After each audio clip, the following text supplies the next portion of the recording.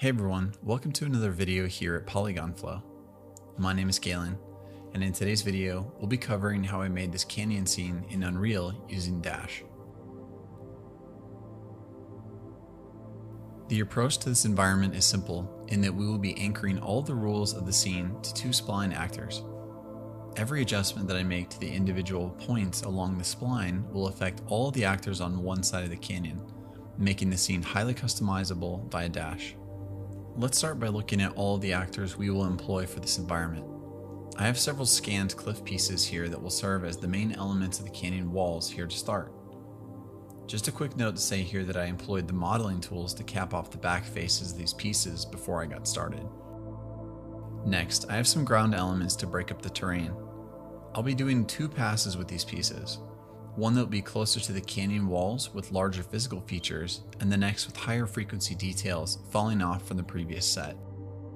I'll also be adding in an amount of foliage that will follow similar logic, where the actors will mostly hug the canyon walls. With all that out of the way, let's get started.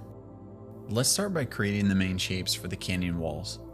The spline tool in Dash is highly versatile and gives you a good amount of settings to play with as you draw over terrain or existing static meshes.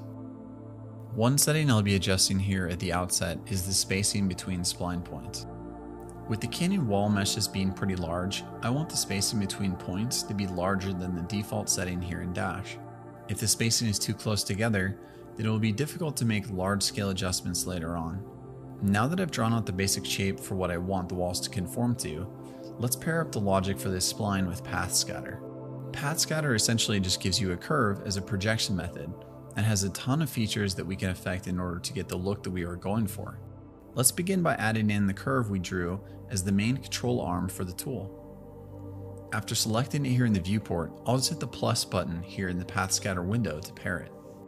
Next, let's select all the wall components and add them to the scatter tab. And just like that, you can see all the assets begin to populate along the path. The first adjustment I'll make here is the scale of the assets. We want to add in an amount of variation from asset to asset, but not so much to where anything sticks out. Next, we can start to affect the density. At this stage, it might be worth revisiting the min and max settings that we changed earlier to see how everything looks in concert.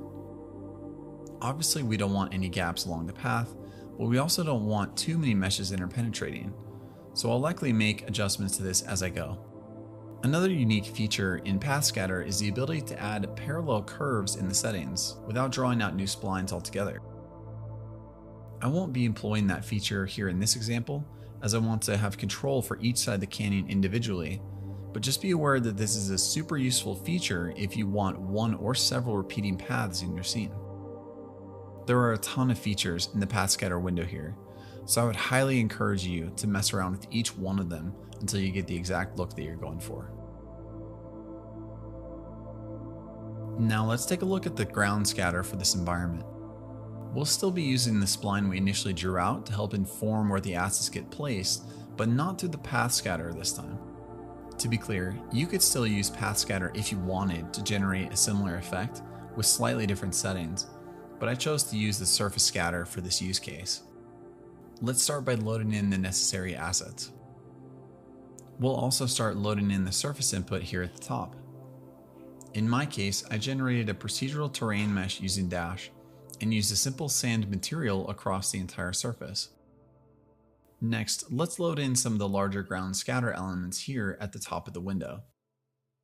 As you can see, by default, it scatters across the entire terrain. Dash has some really simple and effective masking features that we can lean on to anchor the scatter to the same control arm that we set up with the path scatter example. In this case, I'll be leveraging the proximity mask feature. Let's select our initial spline and load it into the Objects tab using the plus icon. As you can see, we need to invert this mask and increase our distance until we get a soft fall off from the spline. We can supplement this mask with additional noise as well if we wanted to break up any of the hard lines in the resulting scatter. As I mentioned before, I have another ground scatter element I'd like to use here with a different frequency of detail that will fill in nicely with the other pieces that we just laid down. I'll speed through this section, but ultimately we are using the exact same method in surface scattering while masking for the spline actors. And once again, we'll use the same method for scattering foliage along the canyon walls.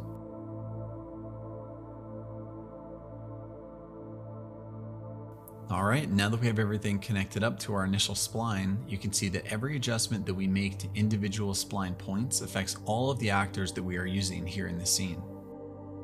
This makes for a highly directable scene in that everything is linked to our initial spline actor. Creating simple logic like this in environment creation reduces iteration time drastically. As you can see here, I created a second wall for our canyon, employing the exact same methods to have two independent control arms for the scene. Now, I wanted to employ some of Dash's physics features to create a rock slide at the end of this canyon. There are many ways to accomplish this using Dash, but I wanted to try something a little different for this scene.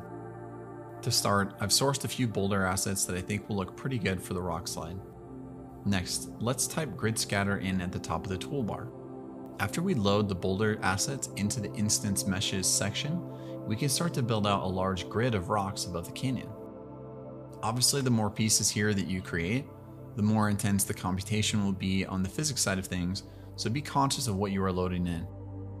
And to be clear, it's worth running the simulation a few times to see exactly how many actors you'll need for this type of look, and just play around with a couple settings until you dial in the look that you're going for. As you can see, I'm also creating a wide range scale-wise from actors to actor, so that it doesn't look like all the same few rocks just scattered around. I've also checked random spin to on and added in some rotation jitter so that the assets themselves will have nice variation once they start to collide with each other. The random remove slider also helps create some nice pockets on the grid for even more variation. Now that we have our grid built out, we'll need to bake these pieces down into individual assets. Luckily, Dash lets us do this super easily.